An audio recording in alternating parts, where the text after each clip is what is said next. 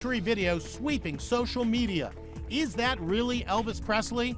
The tall man with white hair, a white beard, and dark sunglasses was seen visiting Elvis's Graceland estate. In 1981, a tape came to light and created chaos among Elvis Presley's fans and skeptics alike. It wasn't just a casual rumor or an elaborate theory, it was a mysterious recording that seemed to feature the king of rock and roll himself discussing life after 1977, the year of his supposed death. The tape, first introduced in Gail Giorgio's controversial book, Is Elvis Alive?, raised more questions than answers. Its origin was cloaked in secrecy. Its contents whispered of a hidden truth, and its implications challenged the very history we thought we knew. Could Elvis Presley have faked his death to escape the suffocating pressures of fame? Let's explore the evidence, piece by piece, because after this video, your perspective will be changed forever. August 16, 1977 is a date etched into history as the day the world lost one of its greatest icons, Elvis Presley. The king of rock and roll was pronounced dead at his Graceland home in Memphis, Tennessee,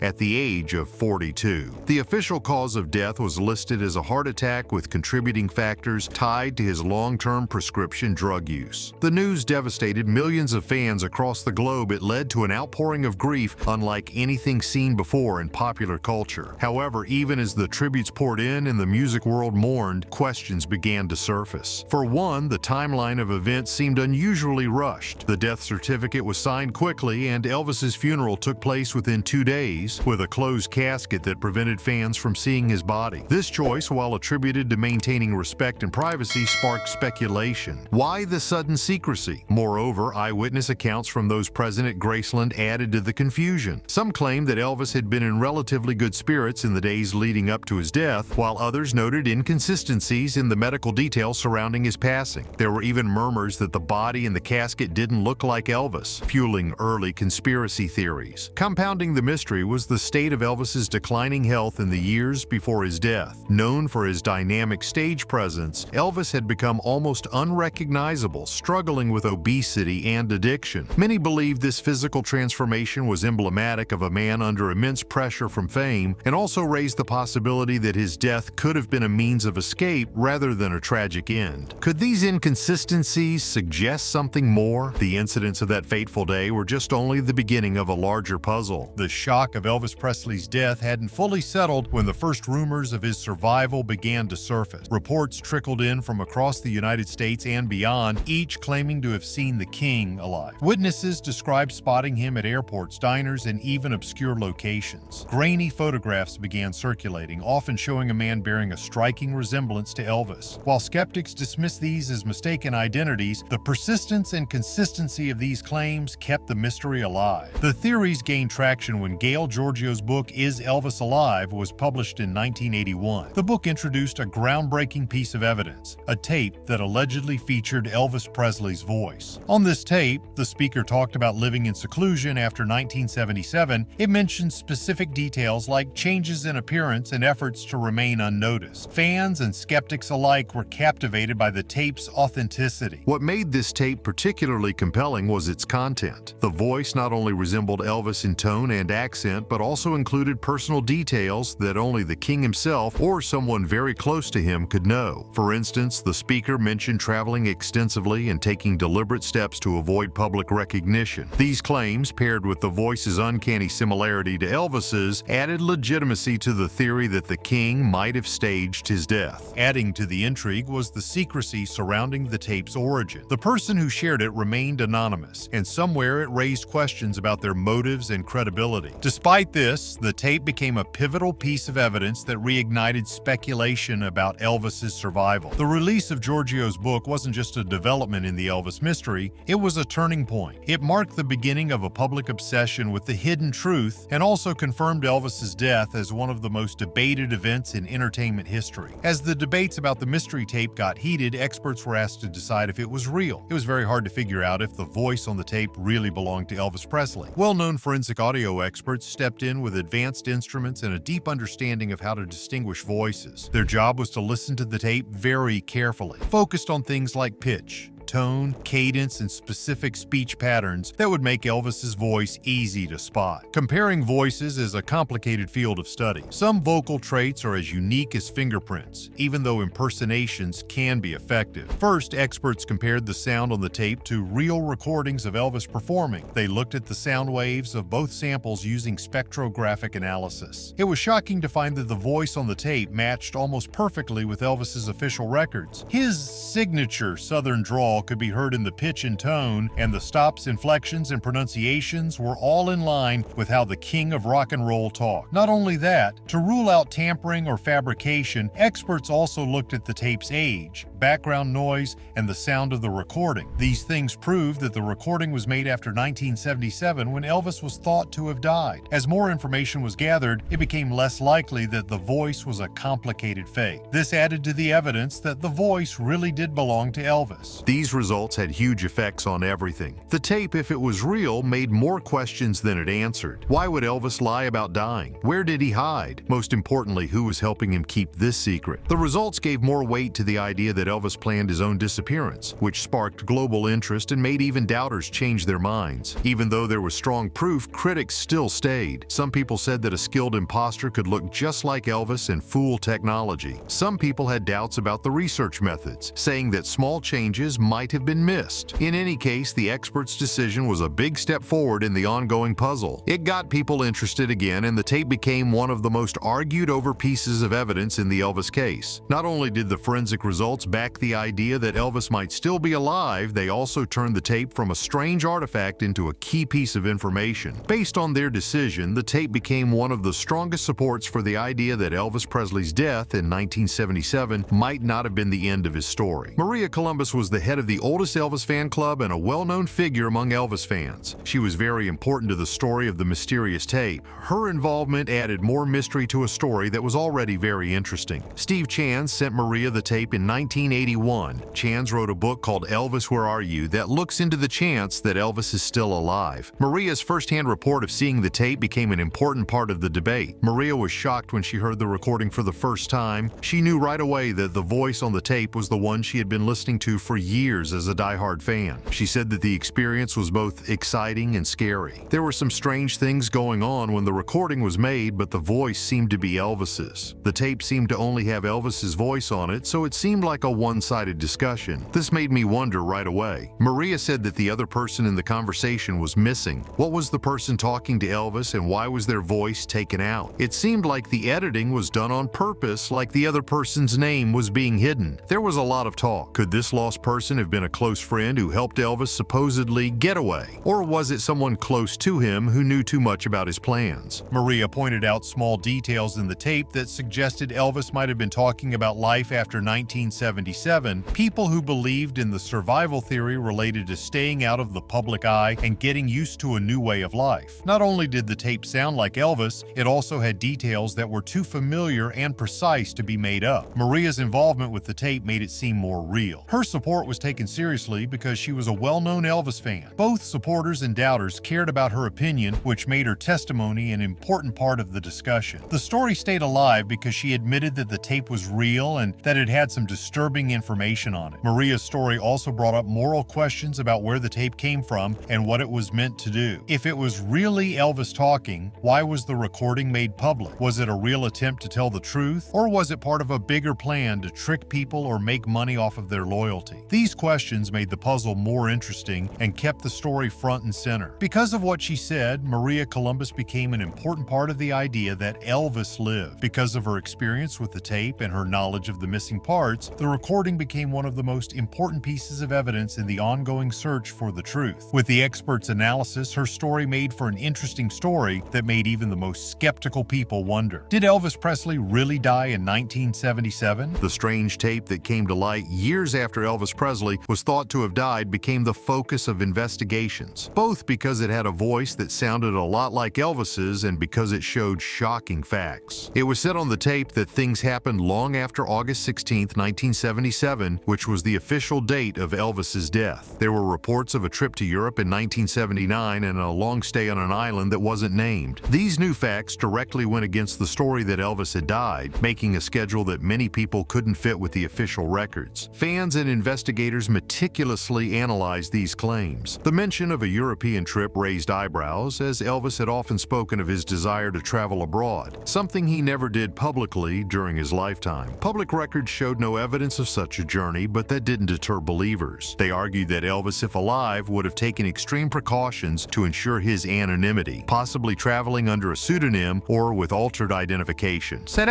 the stay on the island that was talked about on the tape made things even more mysterious. The speaker said that spending time alone this time was an intentional attempt to get away from the constant pressures of fame. Investigators thought about where such an island might be, thinking about remote areas that would have given someone as famous as Elvis the peace he needed. Other strange things added weight to these claims. For example, some bank transactions, sightings, and even supposedly taken photos from the late 1970s and early 1980s seemed to fit with the time frame given on the tape. Even though skeptics said these were just coincidences or lies, the sheer number of details backing the timeline on the tape made it hard to ignore the idea that it might be true. The tape's contents opened up a new line of inquiry for people who were driven to find out the truth about Elvis Presley. The events that were told made it sound like the man had gone to great lengths to fake his disappearance and keep his privacy. Fans and investigators were captivated by this timeline, which defied logic but was full of tantalizing clues. It added another twist to a story that was already very complicated. It may seem impossible for a world-famous star like Elvis Presley to fake his own death, but when you look more closely, you can see why he might have done something so drastic. Elvis wasn't just a music legend by 1977, he was also a man going through a lot of personal and business problems. His life was anything but beautiful because of the stress of fame, his health getting worse, and people always prying into his private life. If you were him, it might have seemed like the only way out was to disappear. People often say that Elvis's failing health was one reason he might have faked his death. After years of hard shows and becoming dependent on prescription drugs, his body and mind were in terrible shape. Elvis wasn't even close to the person he used to be when he died. People were upset about his weight gain and bad behavior, which took away from his once legendary stage appearance. He might have been able to focus on getting better without having to worry about what people would think if they knew he was dead. The constant pull of fame was another strong reason. Ever since he was a teenager, Elvis was in the public eye. Fans and the media looked at every part of his life. He had almost no personal freedom because of all the attention he was getting all the time. His friends and co-workers often said that he felt stuck and like he couldn't live a normal life. For someone as popular as Elvis, pretending to be dead might have been a way to get back in charge of his life and get the privacy he wanted. There's also the matter of money to think about. Colonel Tom Parker, Elvis's controversial boss, played a part in his career. His pushy business practices often put the star in debt, even though he was making a lot of money. Some theories say that pretending to be dead might have been a way for him to get out of financial trouble and start over. In the end, the idea that Elvis faked his death comes from the fact that he might have just wanted a way out, a chance to get away from the demands of fame, focus on his health, and live a quieter, more private life. Even though the idea seems crazy, it's not unheard of in the world of fame. Elvis Presley had been in the harsh light of fame for 20 years, so pretending to be dead might have been the only way for him to find peace. When the supposed tape of Elvis Presley's voice came out, it caused a lot of reactions that split the public. Some people said that the voice had a striking similarity to Elvis's, and the detailed accounts in the recording proved beyond a doubt that the king of rock and roll had faked his death to avoid the stress of fame. Skeptics, on the other hand, spoke out as well. They thought the tape was a smart hoax and wondered if it was real and why someone would have brought it to light. The lack of a verifiable source and the fact that the tape's beginnings were unknown only added to the doubt. Some people said that the claims could only be taken seriously with solid proof, like video footage or a statement that had been checked out. More and more people are very angry about this issue over the years. The riddle of Elvis's death has been the subject of many documentaries, books, and investigative reports. Each one looks at the evidence and comes up with a new theory. Even after a lot of research, no clear answer has been found. This has left both followers and skeptics firm in their beliefs. People are very interested in famous conspiracy theories, which is clear from how long this mystery has been interesting people. The thought that someone as popular as Elvis could pull off such a huge lie captures the imagination, combining mystery, nostalgia, and a desire to find out what's really going on. But why has the secret been going on for so long? It could be because the story isn't just about Elvis, it's also about how people tend to doubt official stories, especially when they involve well-known people they like. The ongoing argument means that the question of whether Elvis Presley died or lived will always be one of the biggest mysteries in modern modern history. It's both astounding and impossible to think that Elvis Presley may have faked his own death. If it's true, it would mean that one of the most famous artists in history not only lied to millions of fans, but also kept a secret life going for decades. This kind of news would change how people think about fame, privacy, and how far people might go to get away from the stress of being famous. But this idea brings up a very important question. Does it even matter what the truth is? For many fans, the question of what happened to Elvis is less important than his lasting impact. His songs, charisma, and impact on pop culture are just as strong now as they were when he was alive. Elvis's impact on music history will last forever, whether he was alive or dead, and the fact that no one knows for sure if he is dead or alive is only added to the draw of his name. The implications of this idea are still important, though. If Elvis really did fake his death, it would make people wonder if other people were involved. Did close family members and trusted friends help put the plan together? What happened in his personal and work life after he quit being public? These questions show how complicated the situation is and why people all over the world are still interested in it. But if the truth is ever found or stays hidden forever, the path of researching Elvis's life and the chance that he lived make sure that his story will always be remembered. The evidence surrounding Elvis Presley's alleged survival is as fascinating as it is divisive. From the mysterious tape and expert analyses to the timeline inconsistencies and personal testimonies, the pieces of this puzzle create a compelling narrative that challenges history. But the ultimate question remains unanswered. Did Elvis Presley really die in 1977, or did he orchestrate the most famous disappearance in entertainment history? Now it's your turn. What do you think? Share your theories in the comments, and if this video intrigues you, don't forget to share it. Subscribe to stay updated on more captivating mysteries and celebrity revelations. The truth might still be out there waiting to be uncovered.